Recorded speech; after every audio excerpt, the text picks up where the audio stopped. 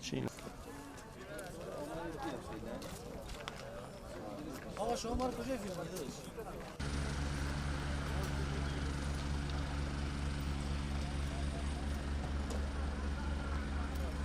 ولی اون چیزی که برای ما محرز هستش و با اطمینان میتونیم بگیم که این هواپیما موشکی با اون اصابت نکرده.